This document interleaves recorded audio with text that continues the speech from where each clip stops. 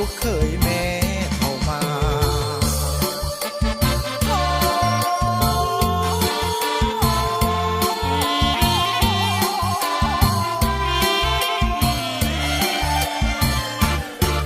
เจ้าสาวคงคอยหัวใจเลื่อนลอยเฝ้าคอยวิวาโอ้นวลน้องเปิดประตูของข้าโอ้นวลน้องเปิดประตูของข้า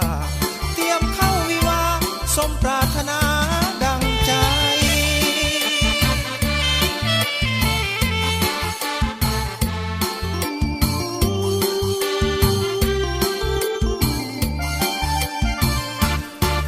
ข้าดองน้องแพงเหมือนว่าพอแต่งน้องอย่าเสียใจ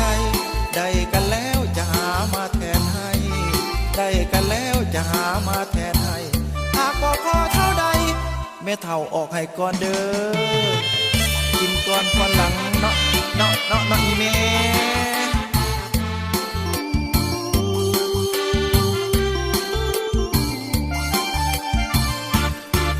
เจ้าบ่าวแต่งกายใส่เสื้อสีไผ่นุ่งเสื้อไหมเบียงแพ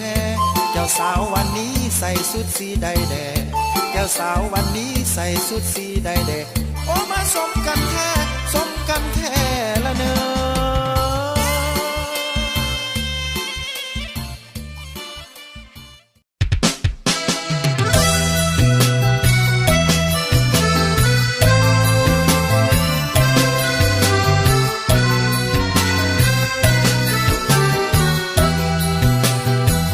เมื่อท่านทั้งสองหมายปองเป็นคู่กันแล้วหวังเป็นผัวทิพย์เมียแก้วแน่แล้วเพื่อความสุขสันต์หวังมอบชีวิตจิตใจไว้อกเดียวกันต่างก็ศรัทธายึดมั่นไฟฝันถึงวันวิวาพ่อแม่ญาติมิตรต่างคิดต่อเติมเสริมสร้างช่วยเป็นภาระทุกอย่างให้สมดังปรารถนาให้คู่สมรสสมฮักสมดังอุราพ่อแม่เพื่อนฝูงทั่วหน้าต่างก็มาร่วมไว้พรใสของหักให้ยืนยาวมันอย่าเป็นทันชั่ววันแก่เท่าลงไปทรัพย์สินเงินทองขอจงเนืองน้องหลั่งไหลแม้เกิดได้ลูกหญิงสายให้เลิศด้วยปาฏิภาณบัดนี้ทั้งสองสมปองเป็นคู่กันแล้วได้เป็นผัวทิพย์เมียแก้วแน่แล้วพบความสุขสันต์เม้นยามพังพาผิดไปอภัยให้กันดวงใจสองจงยึดมั่นต่อคำขวัญผัวเดียวเมียเดียว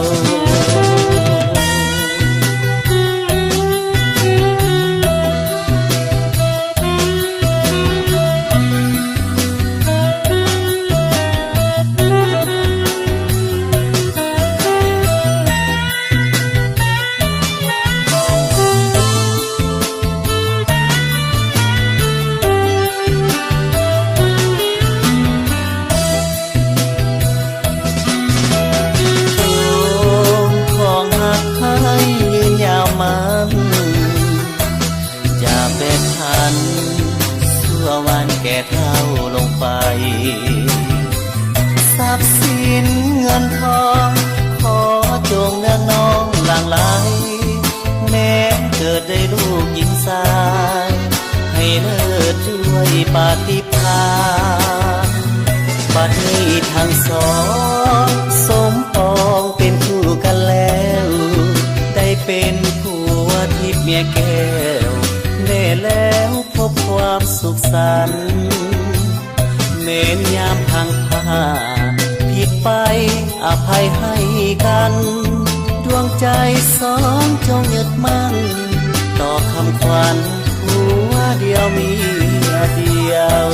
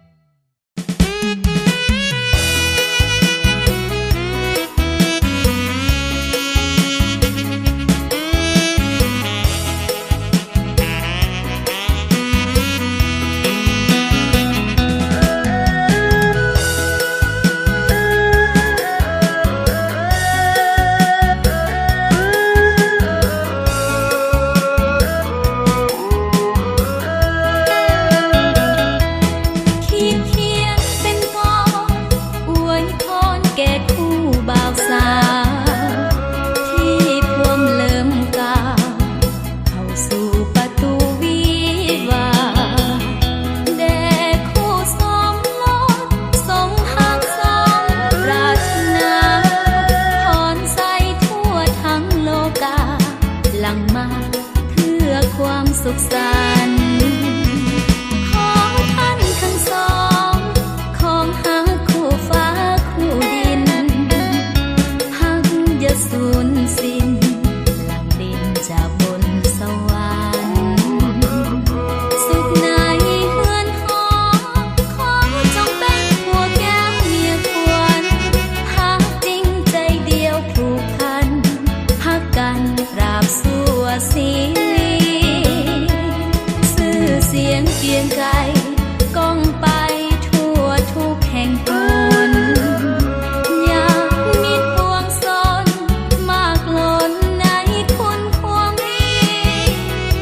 อายุวันนาสุขังพลังเกิดมีโลคาพลอยให้ห่างนี้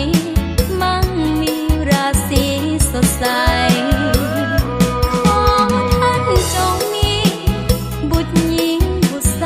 ดังหวัง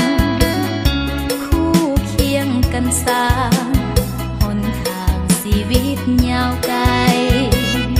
สุดสิ้นกระแสแสงอาทิตย์พองอำไพ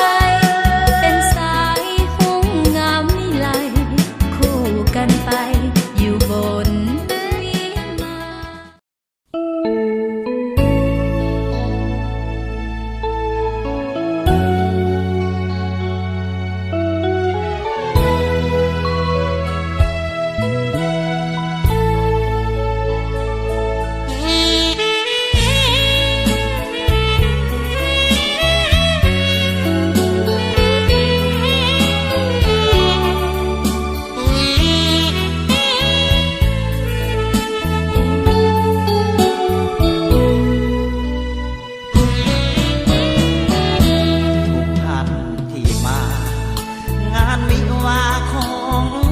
วันนี้ขอต้อนรับด้วยความยินดีสุภาพสตรีบุรุษทั้งหลายมาอวยพรใจพร้อมด้วยน้ำใจ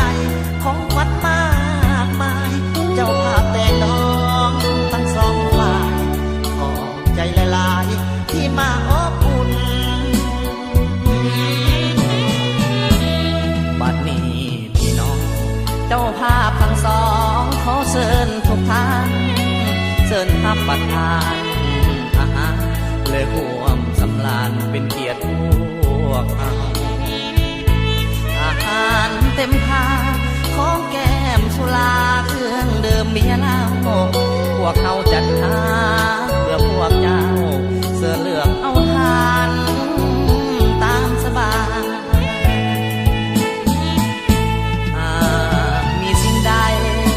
บ่ถึกใจ